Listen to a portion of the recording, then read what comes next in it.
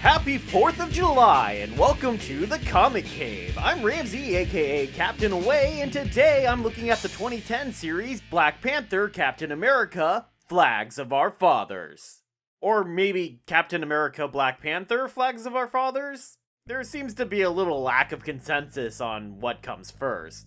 I can't help but notice whose name appears first on the cover, even though the organizer in me thinks B should come before C. But let's also start with the captain. Steve Rogers, Captain America, got his start in 1941 in his own series. Created by Joe Simon and Jack Kirby to basically be a regular American guy who gains superpowers that allow him to go overseas and punch Nazis for America. I mean, for America.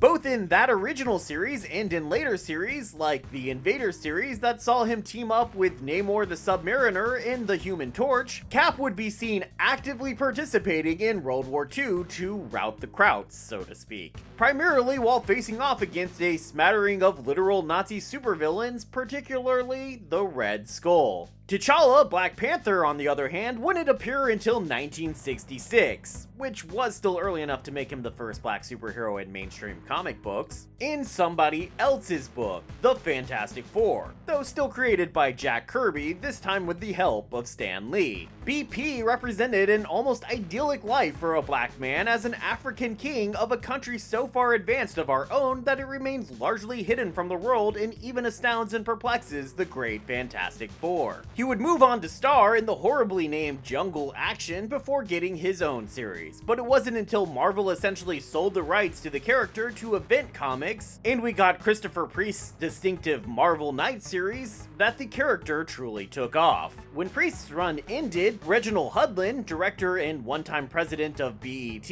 would take over on the series and continue building out the character in new and interesting ways. As his run on the series was coming to an end, Hudlin joined with Dennis Cohen, one of the founders of Milestone Comics, to bring these two Kirby characters together into one story, though in this case it would be jumping back to World War II to spend time with Cap and an earlier Black Panther, T'Challa's grandfather, King Azuri. So let's get to punching some Nazis and take this away.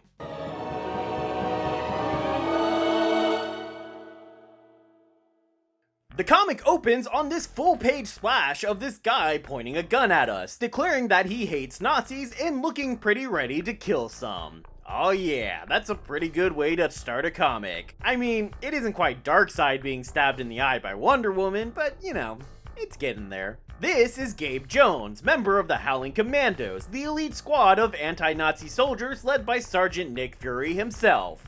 That's Nick Fury from back when he was still a white guy and not just Sam Jack in every interpretation. Like Captain America, the Howling Commandos were a group largely created to tell war stories of heroes punching Nazis, though their creation didn't come until the 60s. They too were created by Stan Lee and Jack Kirby, which probably helps explain why this would be far from the first time they appear in a Captain America comic. Though canonically they will be meeting the hero here. Besides Gabe, they had a few other notable members, like the identifiably Jewish Izzy Cohen, something extremely unusual for a hero in a comic to be at the time, ex-circus strongman Dum Dum Dugan, and the British Pinky Pinkerton. But this series focuses in primarily on Gabe. For the inclusion of Gabe, the Commandos are considered an integrated unit in what would have been an entirely segregated army at the time. But as they say in the comic, Fury didn't care about the color of his skin, he just cared if he could kill Nazis, and Gabe is definitely ready to kill some Nazis. Though I somehow doubt he was the only one in that group there that could kill Nazis. But sure, just go with the one, yeah. Unfortunately for that aspiration, their current mission to destroy a missile in this facility isn't going well. In fact, Dugan is ready to throw a grenade that could blow everyone there up, good guy and bad guy alike. Thankfully, they suddenly receive mysterious aid from an unexpected source, a man in red, white, and blue underwear. Captain America sporting his classic, more triangular shield, diving feet first into trouble. With Cap's help, they easily overcome their opponents, though I do find it interesting that they take a moment to pause and acknowledge the horrors of war. I personally haven't seen that happen a lot in war comics. But no one is as unhappy as Hitler, who is demanding an intercontinental missile that they can shoot directly at the White House. His men believe that they have found the solution for being able to do that. It's called vibranium. It's found in only one place in Africa, and it's only protected by, as they say, a bunch of monkeys with sticks, which they don't think will be much of a problem. Oops. Looks like they were wrong. With the attack on the missile factory having gone well, the big brass decided the commandos and Cap worked well together, so they decided to keep them together, and Cap makes himself right at home on their carrier, even choosing to forego waiting for clean silverware and just use Gabe's silverware after him. Who just uses someone else's silverware? But Gabe's surprise isn't just a concern over germs, it's the reaction of someone used to highly segregated America, and America segregated by white people like Cap. And yet this white guy is so completely unconcerned about that. It's a nice reflection on the typical comic trope, where the white superhero doesn't see color, and essentially chastises the black hero for being the one to make a big deal about it, like in Secret Wars when Mr. Fantastic thinks it's unimportant that Rhodey is black. Thought you were supposed to be some kind of genius, Mr. F. Cap and the commandos are sent to Africa, presumably to intercept Colonel Strucker's attempts to get the vibranium in Wakanda. But when they get there, they find the Black Panther has already taken care of the invading troops, leaving only their heads as gruesome warnings of what Wakanda does to trespassers. Panther tells Cap to go home, but Cap wants information and refuses to back down. This leads to the two men fighting, where they prove to be fairly equally matched. While the commandos watch the fight, Panther's men sneak up on them and capture them. Despite having cut off the heads of all their German invaders as a warning, the Wakandans treat our heroes with much greater hospitality, allowing them entry and providing them with food and entertainment. But while they're being wined and dined, the Nazis are making plans and have upped their ante, with Red Skull himself now joining the fight on their side. So the Nazis launch another attack, but it's no more successful than the first. The Wakandans raise some device out of the ground that prevents the Nazi weapons from working, and then Cap and the Wakandans quickly take the invaders out, while BP spouts stone cold badass lines like, "Welcome to Wakanda." Oh Panther, you're so cool. The Howling Commandos aren't allowed to be part of the fight, despite aching to join in, but as the fighting gets serious, they're finally given their weapons and allowed out of their guest house, shouting about how it must be a real mess out there if they're being allowed to join the party. Only when they arrive, they find that the fighting is already over, and they were actually only brought in to clean up the dead.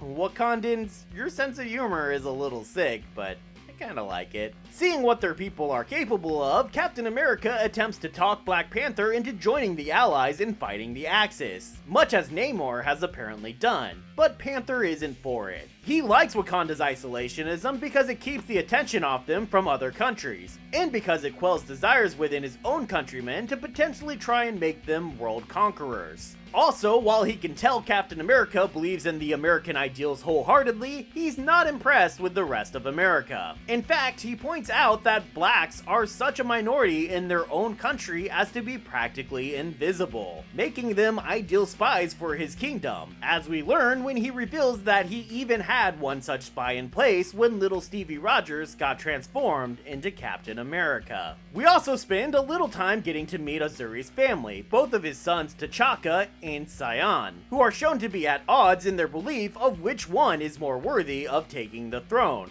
A stark contrast from the adult Sion Hudlin introduced in his primary Black Panther series, who had no desire to be ruler. Their bickering does lead to Azuri forcing them to pitch in at helping clean up the battlefield after this latest attack, and he warns them that they may be fighting over something that won't exist if Wakanda can't survive this assault. Which is a good point, because as it turns out, that last battle was just a test of their defenses. And rather than feeling defeated, Red Skull feels all the more certain that their victory is now guaranteed. This confidence isn't villainous overconfidence, but comes from the introduction of Germany's own super soldiers, Master Man, Warrior Woman, and Armless Tiger Man.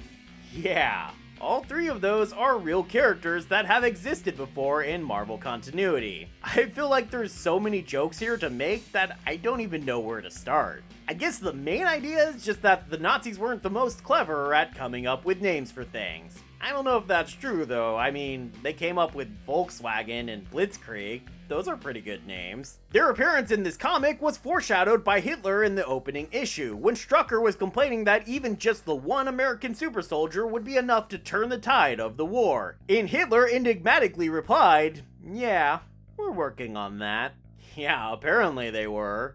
×3. But worse than that, Jim, the Wakandans have also been betrayed by their neighbors in the Jabari tribe, led by the White Gorilla, who is angry that Wakanda hasn't shared its advanced technology with the rest of the world and so agrees to help the Nazis conquer Wakanda. Interestingly enough, my understanding was always that Jabari was part of Wakanda, not just a neighbor, so maybe they're implying that at this point in history that wasn't true. So the Nazis launch a new attack on Wakanda, this time with their 3 super soldiers leading the charge, including... wait, what? Warrior Woman making a Doctor Strangelove reference? We're really doing this? Yeah, okay then. The Wakandans manage to blow up her bomb while it's still in the air, but she makes it out just fine and lands in someone's house, still ready to rumble. Clang? Did you say Clang? Oh, it's Captain America and his mighty shield. The two fight, and despite his condescending attitude towards hitting women, she manages to land a blow, knocking him into the atmosphere. Master Man succeeds at getting to the vibranium mines, running into Gabe there, as Gabe was trying to steal the vibranium before the Germans could get to it. Fury had been asking Gabe to get in close with the Panther and the other Wakandans, since they naturally trusted him more than the rest of the Howling Commandos. And typical of many white heroes of the time, he didn't really trust that, you know, those people were capable of protecting the vibranium on their own, despite saying that they were. To be fair to Fury, he clearly doesn't trust anybody, a fitting character trait for the future founder of S.H.I.E.L.D. He initially claims he wants Gabe getting in close with the Wakandans because he doesn't trust Captain America either, thinking the hero is too green to tell when the Black Panther is lying to him. We'll also see later, when Fury is being debriefed after the mission is over, that he thinks Cap can't be trusted to get the job done on his own, and might need some kind of sidekick that's able to secretly and subtly do the dirty work that Cap isn't willing to do on his own, so that his image can remain untarnished. Which is a nice little nod to Bucky Barnes in what would have been, at the time, the still fairly recent Winter Soldier reveals. If Gabe does what Fury asks, we never really see it, because the entire conceit that he's the main character, the lens we're meant to interpret events through, is more or less abandoned almost immediately, and he only remains slightly more relevant than the rest of the Howling Commandos throughout the story. But he does go to try and get the vibranium, which does put him into direct conflict with Master Man. That is, until Black Panther crashes a freaking plane into him.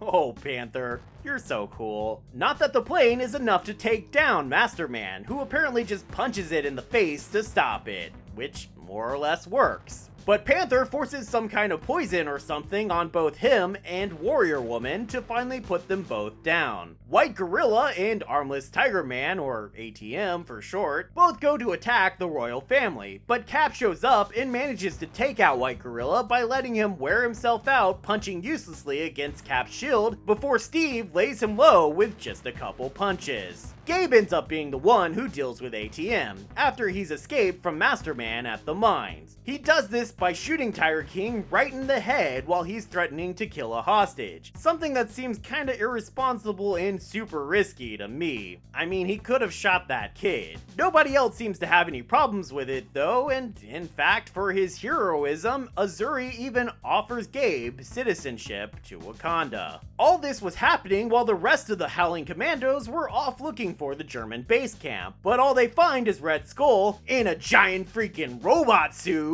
Like with the Nazi super soldiers, this robot was foreshadowed in the previous issue by a drawing we saw Red Skull doing, where it seems he was attempting to design it. Man, say what you will about the Nazis, they apparently got shit done. I mean, they apparently went from having no Superman to having 3 Superman in like a week, and from having no giant robot suits to having a seriously giant robot suit in like a day. Well, I guess we can't speak too highly of those engineering skills, because while Robo Red Skull is able to withstand bullets, he's not able to withstand when Captain America throws his mighty shield. Well, actually, I guess I mean when he throws Black Panther's mighty shield. Because earlier in the fight, Red Skull actually crushed Cap's original shield in his mighty robot hand. I would use my robot hand for good.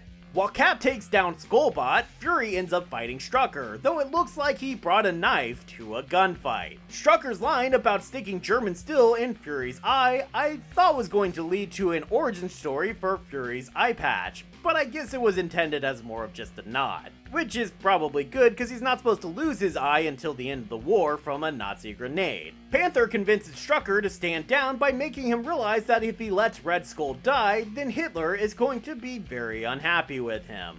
Soundly defeated, Panther then simply lets the Germans go, ostensibly so they can serve as a warning to never try to attack Wakanda again, but primarily because it would break continuity too much otherwise, and we've probably already done that enough in this story. He also offers to let Cap keep the shield he stopped the Skullbot with, but Cap says that's okay. Panther also again offers Gabe the chance to stay in Wakanda, but Gabe also declines, though he also tells Fury that he was unable to get any vibranium, despite the fact that we saw him pocket a piece earlier. Not sure what became of that piece, but I guess the world will never know. After everyone is gone, Panther reflects with his wife how he already misses his new friends, and Cap unveils a new round shield inspired by his time in Africa, placing this story solidly between issues 1 and 2 of Captain America's original comic, where the appearance of his shield suddenly changed for no in-continuity reason. And with that 70-year mystery resolved,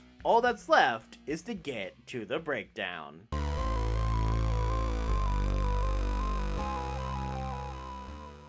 I'm not a huge fan of Cohen's art. It's very 90s. That is to say, it's all bulky and weird proportions and scratchy lines in a style that saw a lot of popularity in the 90s, but I've never been a big fan of, and I don't feel aged well into the modern day, where we have so many comics that are so clean and shiny and bright. That said though, he is still a more than capable enough artist to meet the needs of the comic. Everything is clearly expressed, and there's no point where I feel a disconnect from what's visually happening and what was written as happening. In fact, there's even a point where the Howling Commandos are narrating the fight between Cap and BP, and I don't feel the narration is necessary at all. We can get what we need to know from just the art. Maybe it was just done as a throwback to how old comics were done, but it still feels a bit awkward to me.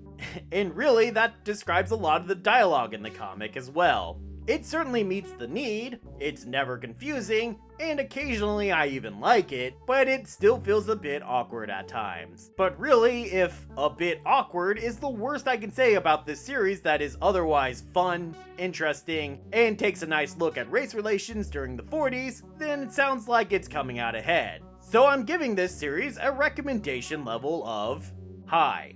It's a good Black Panther story wrapped up in a good Captain America story wrapped up in a good Nick Fury and the Howling Commandos story, so really, what's not to love? Now go punch some Nazis! The collected edition gets one Robo Red Skull diagram, which doesn't put it too favorably on the bad to good scale, as you can maybe imagine. It's only 4 issues and a couple pages of bonus sketchwork from Cohen, yet its list price is for a standard 6-issue collection that probably would have more bonuses. Can't really look too highly upon that, especially when I feel the comic could have really received the special treatment.